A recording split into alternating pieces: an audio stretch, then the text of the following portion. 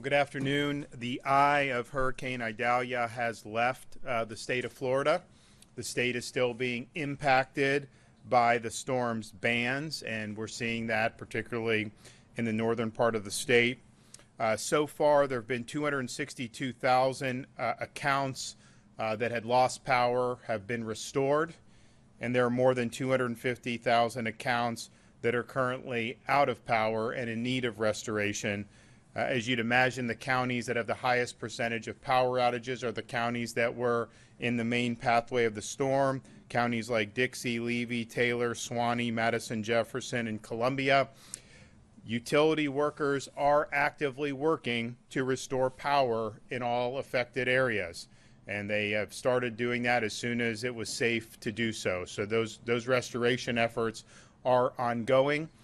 We do anticipate you could have that these power outage numbers could go higher, but the restoration numbers are going to go higher as well. All 8 urban search and rescue teams are deployed. Our National Guard has folks in places like Taylor County. They're getting on scene there to do things like clear major pieces of the roads and get debris that has been knocked around. So there's a lot of moving parts there, kind of at ground zero. So we've got a National Guard unit there. General Haas going to talk more about that. Coast Guard is active, including with Rotary Wing assets. Florida Fish and Wildlife has both boats and vehicles en route to the affected areas. And Florida Department of Transportation has been conducting cut and toss operations starting at the southern part of the state as the storm moved through southwest Florida, clearing those roads and then moving all the way up north. And so they are en route to clear all the way up to Taylor County. Right now, Tampa Airport is going to reopen for incoming flights at 4 p.m. By 3 a.m. tomorrow, it will be fully reopened. Gainesville Airport will reopen tonight, and Tallahassee Airport will reopen first thing in the morning. The ports in Tampa and Manatee are currently undergoing assessments, and when those assessments are concluded, they will be able to resume operations, assuming all is well, which we anticipate it will be. There are, as of now, no confirmed fatalities, and those fatalities are things that get confirmed by the Florida Department of Law Enforcement through medical examiners. We do not have any confirmed fatalities yet. If you have any questions about how things are unfolding in your area, you can go to floridadisaster.org for updates. The Florida Division of Emergency Management will continue to update that website with all the latest information. We have really good retail in terms of all the counties, I think, other than the Big Bend proper, the Tampa Bay area, things are good. Leon County is doing well. We're still assessing what is all going on the ground in the places that had the initial impact. And so we're probably going to be, I'm probably going to try to get down to some of those counties today. But we got a lot of people that are going in, offering assistance from the state perspective, helping these counties be able to stabilize the situation. So for more updates on this, I'm going to bring up Kevin Guthrie from the Florida Division of Emergency Management. All right. Thank you, Governor. So far right now, the biggest impacted area that we have, following up on what the governor said, is seems to be in Perry. Right now, we know we have a couple of businesses that have caught on fire, a few that have roofs knocked off of them, maybe potentially one collapse.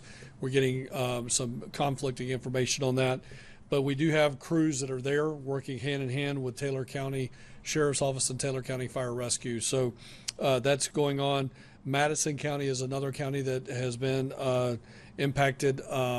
They have a lot of debris on the ground. They have about 99% power outages in that particular county. So again, we do have resources heading in that direction. Again, I'll let General Haas talk about that. He's got one of his task forces heading in that direction as well. So other than that very specific detail, we continue to search, secure, and stabilize areas that we can do that in. Most of what we're doing here in the Big Bend area is initial search. I will say this, I know we don't have anybody from the CFO's office here, but in search and rescue in Fort Myers, we were able to clear a lot of houses very quickly because of the footprint of Fort Myers. Up here in the Big Bend, you may have 2 houses that are on a 5-mile road. So that is going to take a very long time to clear those. Now, we have more than enough assets, more than enough resources to get that done in a timely manner, but I just want to go ahead and set expectations. Some of this is going to take longer than what we experienced with initial search and rescue in Fort Myers, just again because of the landscape. We're going to have to do a lot of tree cutting and a lot of push emergency access to get into those areas to then do the securing and stabilizing, but we are working through all of that. We have maintained communications with all of our counties. We did have a couple of 911 centers that went down briefly for about 20-30 minutes, but again, all 911 calls have been answered. There are some minor backlogs in Taylor County and Madison County that, again, local officials are working through, and then we are supplementing those resources to help them get through those calls as quickly as possible. I will reiterate that even though we have 911 calls, there is no one in distress that has not been taken care of. The ones that were in distress, we got folks to immediately. We have a lot of people that have called 911 saying, I'm entrapped in my house, I'm okay, but I need help. So they are 100% okay. We're going to get to those folks just as fast as we can get our emergency access teams into them. The State Emergency Response Team will continue to work around the clock to meet the needs of all the survivors, support our first responders, and initiate an efficient recovery process to communities impacted by Hurricane Idalia. We are actively working with our law enforcement partners to continue to conduct search and stabilize, as I've already mentioned. We have a recovery team that's already in the EOC. We here at the Division of Emergency Management, we activate our recovery team the exact same time that we activate our response team. So our recovery team has already been working for several days getting ready for this. They are already conducting windshield assessments throughout the state of Florida. We will go into the next phase of this will be individual damage assessments, initial damage assessments, where those are done at the local county level in a little more detail to get numbers that will then roll up with us. We already have FEMA that is standing by ready to do what we call joint damage assessments. So they have teams here already ready to go for that. So you're going to see a very, very quick response on the recovery side of the house to do individual damage assessments and what's also referred to as public assistance damage assessments. That's where we check public infrastructure, city, county buildings, things of that nature. So again, all of that stuff will be unfolding most likely as soon as tomorrow so that we could get the recovery process jump started here in the state of Florida. As always, we could not do that without the leadership of the governor and the objectives that he sets for. So again, Governor, thank you so much. Okay, General. Good morning, and thank you, Governor, for your leadership and support of your Florida National Guard. Director Guthrie, thank you again for the great work your team is doing to protect Florida citizens. As we continue to assess the damage landfall caused across the state of Florida, our thoughts and prayers remain with the impacts of the storm on the folks. Florida National Guard is fully mobilized with approximately 5,500 soldiers and airmen supporting hurricane response efforts. Post-landfall, Guard elements have been providing support to our state and local partners with mission sets including reconnaissance, search and rescue, damage assessment, and route reconnaissance operations.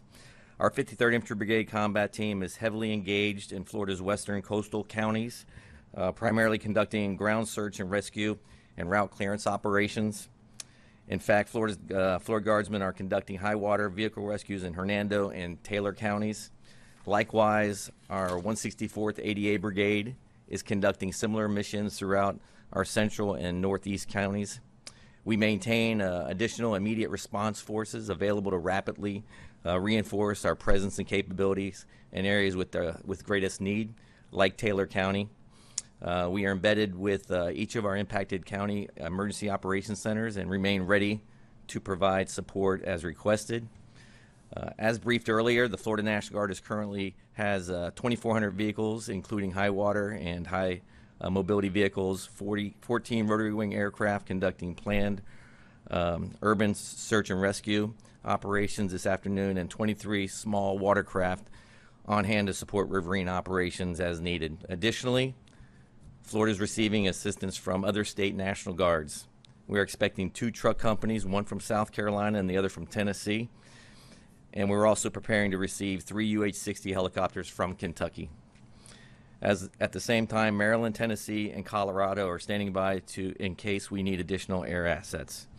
We remain grateful to our fellow Guard states for their assistance and support. Your Florida National Guard is prepared to accomplish any mission required by the Florida Department of Emergency Management, and we stand ready to support our state, fellow citizens, and our neighbors in need. Thank you. All right, thank you, Governor DeSantis, for your continued leadership. Thank you, Director Guthrie, for your continued partnership as we respond to this event. Several days ago we began preparing. We've had our crews and equipment staged for the last 36 hours. Immediately after landfall and the storm passed through, we began pushing those crews into the impacted area. Over 700 crew members, which includes 100 bridge inspectors, 1,100 generators, and 250 pieces of heavy equipment. We've been moving these resources into the impacted area so that we can quickly address any needs, get the cut and toss operations taken care of, and support the life safety mission. In the main area of impact, we have nearly 1,000 bridges that have to be inspected, really focusing our efforts close to the coastline initially. We have several major roadways that go over the Steinhatchee River, the Swanee River, and others. Right now, State Road 24 going into Cedar Key is impassable because of high water. State Road 51 going into Steinhatchee is also impassable because of high water, but our bridge crews are inspecting most of the bridges as we speak, and we'll be finishing those operations within the next hour. We've made a lot of progress. We're going to continue to do so. We've moved the generators that are needed into the area. Most of the traffic signal assessments have been completed. We have about 50 locations left to complete, and we will be deploying generators for those traffic signals that need power. As we continue to respond to this storm, all 13 of our traffic management centers across the state will continue their 24/7 operations, inputting real-time traffic data into Florida 511. Again, that is the most accurate and timely information you can get for traffic at florida511.com. We have 185 road rangers that are continuing to patrol our interstate system and responding to motorists as needed. One thing to remember, there is still high water in a lot of areas of the state. If you see water overtopping a road, please do not drive through it. If you see water, please stop, turn around, go a different way. It can be really dangerous to drive through flooded roadways. Thank you again, Governor DeSantis, for your leadership and support as we respond to this event. Okay, so we're going to have, all these assets are in motion. So you're going to see a lot of efforts at power restoration. You're going to see the roads cleared in the really significantly affected areas. That's going to just increasingly happen. And we're going to do whatever we need to do to help these local communities get back on their feet. Any questions? What time did the I cross into Georgia? That's a good question. I'll have to look that up. Yeah, I think it was probably within the hour, within the last 30, 40 minutes. This morning, at what time did it become too dangerous for people in that Big Bend area to evacuate? What would you say? Probably the last evacuations probably happened somewhere between midnight and 2 a.m. And do you have an idea of how many people might have stayed in the house? I know with Ian there was a form families filled out. Yeah, so on this particular one, we did door-to-door because it was just a little bit different scenario with much less people. So Florida Highway Patrol and local sheriff's office agencies, again, down in Levy County, had about 100 people that stayed in homes. And then anecdotally, but up into Taylor County, it was more in the 50-ish range that was confirmed. But I'm sure other people did stay as well, but a little bit different way to do this. Would you say that the Florida or Tallahassee has dodged a bullet with?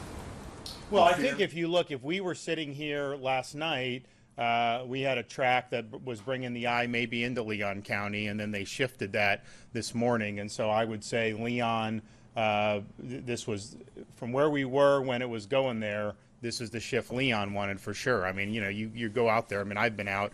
There's been rain and wind. There's some debris, but nothing. I think like if that wall would have impacted Tallahassee, I think you would have seen significantly more damage. So that bend northeast really helped Tallahassee and Leon County. Is there any kind of bridge damage like we saw during Ian, Sanibel Island, like we saw there? So I'm going to let Jared come up. I don't think we've identified that. There are, of course, in the Tampa Bay area, some of those bridges were closed, some because of water, some because of wind. But structurally, I haven't got any reports that they're problematic. And then as you get in closer to kind of the ground zero, those bridges are not passable, but that's primarily because the water is overflowing. Is that accurate to say? Yep, that's accurate, Governor. I'd say we're still in the process of doing damage assessments. We haven't seen anything anywhere close to what we saw at Pine Island, Sanibel Island.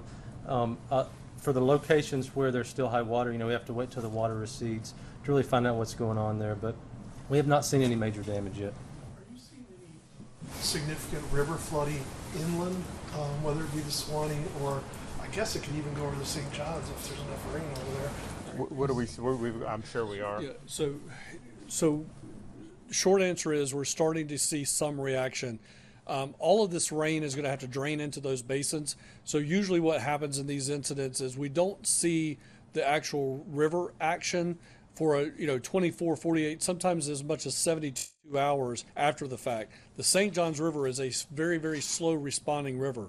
If you remember back during Hurricane Ian, that almost took 45 days to correct itself on that particular body of water. So again, it's going to take a little bit of time for them to completely react and then obviously go back down.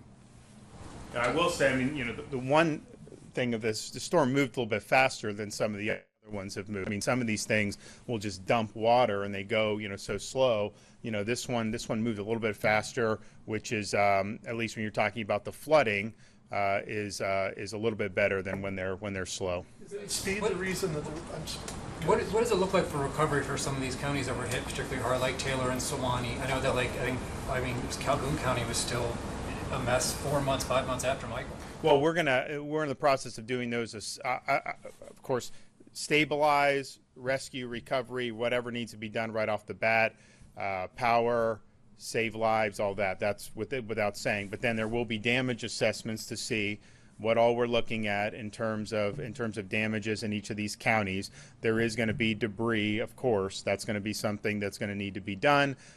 These counties are not going to be able to afford that on their own, of course, even with a 75% cost share with the federal government. And so I would imagine that the state would want to help these fiscally constrained counties. The legislature has typically wanted to do that. We may be seeking better cost share as well. But yeah, there's going to be things that are going to need to be taken care of. And these are the counties along that Big Bend. They just have very small budgets. And expenses like this are not things that they could absorb the way some of our wealthier counties could. I just saw actually that there was an oak tree that fell on the governor's mansion here in Tallahassee. And is your wife and kids okay? We're fine. In fact, she called me probably about 45 minutes ago and told me this is a really, I guess, ancient oak tree split in half. And part of it fell. I don't know that it fell on like the residence per se. I think it was a little bit off to the side. So that's going to be cleared. I don't know if they're going to have to cut down the whole tree. If they do cut down the whole tree, that's just going to be more room for my kids to hit baseballs in. And so in some respects for us, even though the tree was nice, we'll probably make do and just be quite all right. Can you comment on some of the healthcare facilities in these smaller counties? Did any of them have to close for? So I'll let Kevin do. I've spoken with a number of the main chains who had closed hospitals in the Tampa Bay area. They're all doing very, very well. Most of them are, going to be reopening today if they haven't already done that. And of course, they have a footprint further up into the Nature Coast. Do you want to talk about the others?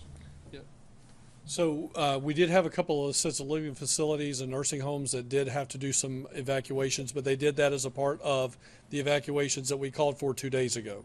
To date, as of this minute, there have been no reports of any issues inside the health and medical industry, whether that's assisted living facilities, skilled nursing facilities, nursing homes, or hospitals. So everybody is reporting what we would call green, and they're good to go, and everything's all right. And just as a follow-up, do you know, give or take, how many patients would have had, residents would have had to be transferred?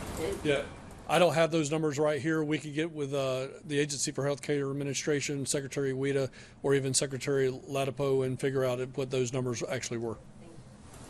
Can you kind of talk about the discrepancy between some numbers that are being reported on fatalities and citing FHP and you saying that there's no fatalities? So there's a process for confirmed fatalities that just goes through law enforcement and medical examiners, and then they do that, and so that has not been done yet. Where we've had a confirmation. Now, I know there's unconfirmed reports. Those may end up becoming confirmed. And then, of course, we deal with this in every storm. What is a fatality that is a direct result of the storm versus what would be something where, you know, you have a fatality that's unfortunate, but may not necessarily have a causal factor with the storm. I mean, for example, in Fort Myers Beach, you know, people, there were fatalities because of that storm surge, no question. Well, if you're out the day after the storm and you're picking up debris from your yard and somebody has like a fatal heart episode, does that count as a storm-related death? So they always argue these things backwards and forwards. But when there are confirmed fatalities, those fatalities will be put out by the authorities. But there's just a process that goes through with that. Now, the unconfirmed, I think there have been unconfirmed reports of traffic fatalities. And that may be storm related. It may be not. Obviously, it was happening within the time that the storm was either approaching or was on target in these various parts of the state of Florida. Okay, we'll have more updates as the day goes on. We probably will end up visiting some of these areas as soon as it's safe to do so, and we'll be assessing on the ground and mobilizing any additional resources as is necessary. Thanks. Do you have another briefing tonight, sir? Probably, yep.